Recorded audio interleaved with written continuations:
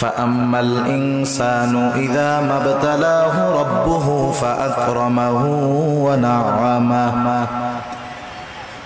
আল্লাহ রাব্বুল আলামিন বলেন ফাআম্মাল ইনসানু ইযা মাবতালাহু রাব্বুহু মানুষকে যখন তার রব পরীক্ষা করার জন্য ফাআকরামাহু ওয়া নাআমা তাকে সম্মান দেয় আর সম্মান দেয় সম্পদের মালিক বানায় দেয়। একটু খেয়াল করেন আল্লাহ তাআলা বলতেছেন মানুষকে পরীক্ষা করার জন্য যখন তার রব তাকে সম্মান দেয় সম্পদ দেয় তাকে নিয়ামত প্রদান করে সে নামাজ না পড়ুক রোজা না রাখুক সে মানুষের কাছে বলে বেড়ায় ফায়াকুলু রব্বি আকরামান আমার রব আমাকে সম্মানিত করেছে। আল্লাহ তাআলা বললেন আমি মানুষকে সম্মান সম্পদ নিয়ামত পরীক্ষা করার জন্য দেই আর মানুষ এটাকে পরীক্ষা না মনে করে সে বলে আমার রব আমাকে সম্মানিত করেছেন। প্রথমত একটা জিনিস আমাদের ক্ষেত্রে ক্লিয়ার হওয়ার প্রয়োজন, আল্লাহ তাআলা শুধু অভাব কষ্ট দুরবস্থা দিয়ে মানুষের পরীক্ষা নেন বিষয়টা এমন নয়, বরং সম্পদ সম্মান দিয়েও আল্লাহ তাআলা পরীক্ষা নেয়।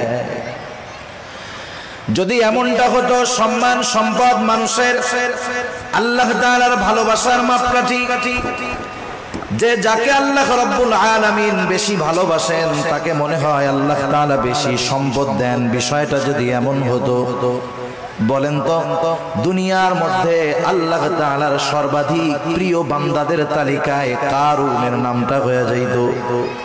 কারণ তো পৃথিবীর অন্যতম বড় এক ধনী ছিল। বলেন তো আপনারা সহজেই জবাব দিতে পারবেন কারুনকে আল্লাহ তাআলা ভালোবাসে নাকি? একটু জোরে বলেন না, বাসে? কারুনকে আল্লাহ তাআলা ভালোবাসে না, বরং কারুন নামটা মানুষের কাছে এত ঘৃণিত এত অপছন্দের। দুনিয়ার কোন মানুষের যদি সন্তান হয় সে যত গরিব হোক তাকে যদি বলা হয় তোমাকে মাসে 1000 করে বেতন দেওয়া হবে টাকা দেওয়া হবে, ছেলের নামটা তুমি কারুন রাখো, আপনারা কেউ রাখবেন? আপনি বলবেন আরে দিন মজুর দিয়া খাইতাতে কারুন আমার পোলার নাম মইরা গেলে রাখবো। এই কারুনকে কত সম্পদ আল্লাহ তাআলা দিয়েছেন, এই সম্পদ ছিল তার জন্য পরীক্ষা। সম্পদের মালিক কারুন যখন হযরত মূসা আলাইহিস সালাম কারুনকে বলল কারুন তুমি তোমার সম্পদের যাকাত দাও, কারুন যাকাত দিতে অস্বীকৃতি জ্ঞাপন করলো। শুধু তাই না, সে মূসা আলাইহিস সালামকে অপমান অপদস্থ করার জন্য অপবাদ দেওয়ার জন্য একজন খারাপ মহিলাকে সে ভাড়া করলো, শিখায় দিল তুমি মানুষের সামনে বলবা মূসা আলাইহিস সালাম আমার সাথে জিনা করেছে, অপকর্মে লিপ্ত হয়েছে।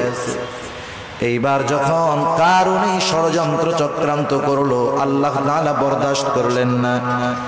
এই কারুন যখন সম্পদের মালিক হয় তখন কারুনের বন্ধুরা আল্লাহ তাআলার কাছে বলতো আল্লাহ আপনি মনে হয় কারুনকেই শুধু ভালোবাসেন, আমাদেরকে ভালোবাসেন